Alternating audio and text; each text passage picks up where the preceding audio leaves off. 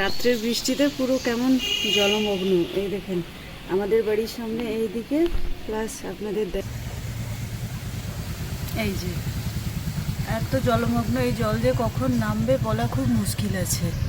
আর সকাল সকাল আমি এই যে চা নিয়ে বসে পড়েছি, তো এক কাপ চা খেয়ে নিই, তারপরে আবার দেখা হচ্ছে আপনাদের সঙ্গে। এই যে আমার একটা পেট গ্রামের বাড়িতে রাখা থাকে, তো তাকে দুধ বিস্কিট মাছ এই সবগুলোই খাওয়াই। তো আজকে ওকে রাগ করে মেঝেতেই খেতে দিলাম।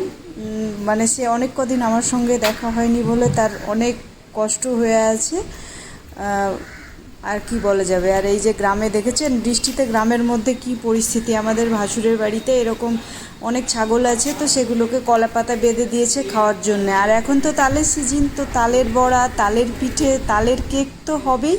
তো আমার যা এই যে তাল নিয়ে বসে পড়েছে, তো আমি একটু টুকটুক করে ভিডিও বানিয়ে দিলাম। আর এটা বানাবে আজকে তালের কেক, হয়তো পুরো রেসিপিটা আপনাদের দেখাতে পারবো না। তো তাল কিভাবে দেখেছেন, আমাদের আড় অঞ্চলে তাল মেরে নেয়, এরপরে আবার মাঠটাকে ব্রেকফাস্ট করব। তো বসে পড়েছি, তো কি আমি ব্রেকফাস্ট এখন প্রত্যেক দিনই করি, তো সেটা আপনাদেরকে দেখাই একটু একটু করে। তো এই যে চিয়া সিড 15 মিনিট আগে ভিজিয়ে রেখেছিলাম, তো এখানে চিয়া সিড নিয়ে নেব পরিমাণ মতো। তার সঙ্গে দেব একটু ছোলার ছাতু। ছোলার ছাতুটা খুব সুপার ফুড বলা হয়, তো এই যে এই টেবিল স্পুন ছোলার ছাতু। আর টেস্টের জন্য আমি দিয়ে দেব এখানে আমি গোলমরিচ আর বিট লবণের গুঁড়ো করে রেখেছিলাম, তো সেটা দিয়ে দিলাম। আর দেব জলজিরে। জলজিরে মানে এটাকে হজম করবে, ছাতুর যে শরবত সেটাকে, তো তার জন্য এখানে জলজিরে দিয়ে দিলাম। আর দিয়ে দেব টক দই, আর 2 টেবিল স্পুন একদম ঠেসে ঠেসে টক দই দিয়ে দিলাম। তার সঙ্গে আরও কিছু আছে, সেটা আপনাদের দেখাচ্ছি। এই যে এখানে আমি নিয়ে নিয়েছি কুমড়োর বীজ, তরমুজের বীজ, সানফ্লাওয়ার বীজ আর ফ্লেক্সিড। তো আমি এটাও একটু দিয়ে দেব। দেওয়ার পরে তার সঙ্গে দেব টেস্টের জন্যে একটু লেবু।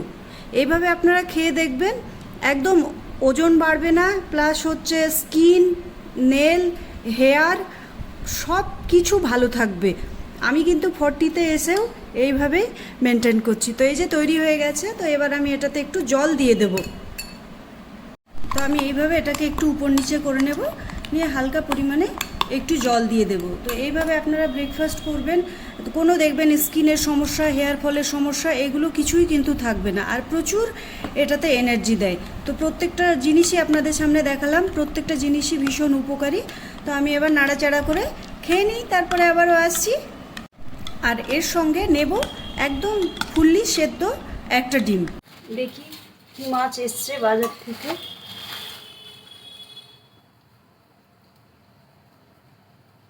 ইলিশ, তো আজকে ইলিশই হবে রান্না। তো এই যে ইলিশ মাছের জন্য সর্ষে, পোস্ত, কাঁচা লঙ্কা একসঙ্গে মিক্সড করে বেটে নিচ্ছি। আজকে অনেক দিন পর শিলের ব্যবহার হচ্ছে। আসলে অল্প পোস্ত আর সর্ষে, তো ওই মিক্সিতে খুব একটা ভালো হবে না, তো তার জন্য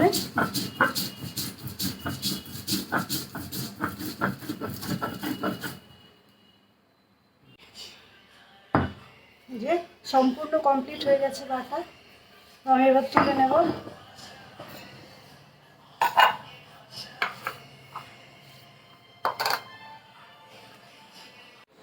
ডেলি লাইফের আরও একটি ব্লগে সকলকে স্বাগত। আশা করি প্রত্যেকেই ভালো আছেন এবং সুস্থ আছেন।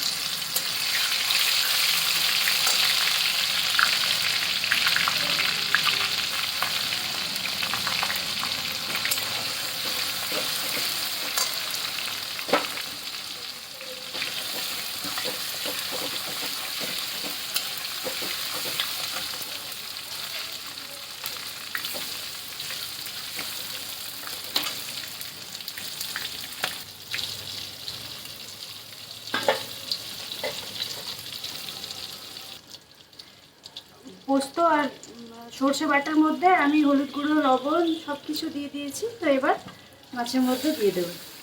এই 10 মিনিট ফুটে গেলেই একদম রেডি হয়ে যাবে সর্ষে ইলিশ। তো একবার নাড়িয়ে দেব। এই তো এবার শুধু ফোটার অপেক্ষা।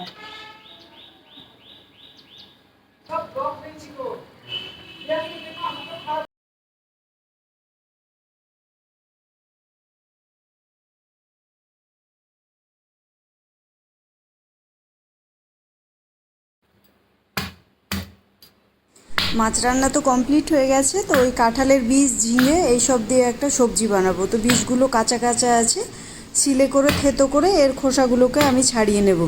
তো খুব একটা বেশি পরিমাণে দেব না, আমি নিজের খাওয়ার মতো। কেন কি বীজের তরকারি আমাদের বাড়িতে কেউ খায় না, একমাত্র আমি পাবলিক যে হচ্ছে কাঁঠালের বীজ সব সবজিতে দিয়ে খেয়ে নিই। আর মানুষ তো আমরা দুটো, তো নখে করে না উঠাতে গিয়ে, বীজগুলো উঠাতে গিয়ে একটু একটু নখে ব্যথা পাচ্ছে।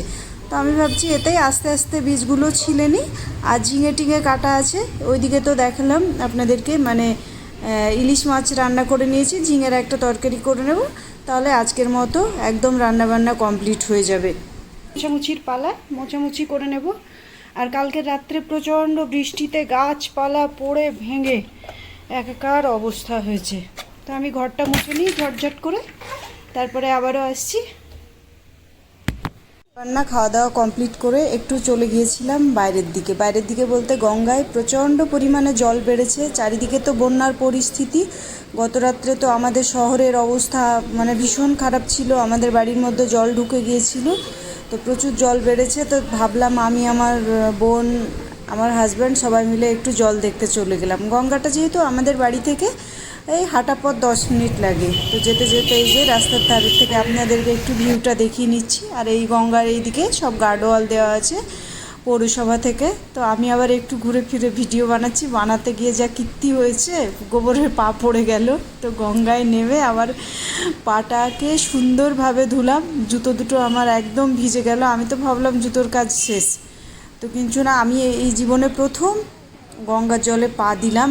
আমি কোনো দিন মানে জলে ওইভাবে নামিনি, আমাকে ভীষণ ভয় লাগে, আমি নৌকায় চাপতে ভয় পাই, ওটা আমার একটা ফোবিয়া। তো এই যে দেখুন আমাদের এখানে ভীষণ সুন্দর সুন্দর করে পৌরসভা থেকে বাঁধিয়ে দেওয়া হয়েছে, বিকেলবেলায় একটু বসা যায়। তো আমিও এদের পাশে দাঁড়িয়ে কয়েকটা ছবি তুলে নিলাম, বরমশাই তুললো। আর একটু এই যে 21 ধাপি বহরমপুর পৌরসভা ঘুরে ঘুরে আপনাদেরকে দেখালাম। আর এত গরম পড়েছে, চুলটাকে একদম বেঁধে মাথার উপরে করে নিয়েছি। তো ব্লগটা কেমন লাগলো অবশ্যই জানাবেন, ভালো লাগলে একটা লাইক করে দেবেন, সাবস্ক্রাইব করবেন। প্রত্যেকেই ভালো থাকবেন, সুস্থ থাকবেন, আর নিজের খেয়াল নিজে রাখবেন। আর এই যে দেখুন কি গঙ্গার ভয়ঙ্কর রূপ, দেখলেই গা কাটা কাটা দিয়ে উঠছে। আরে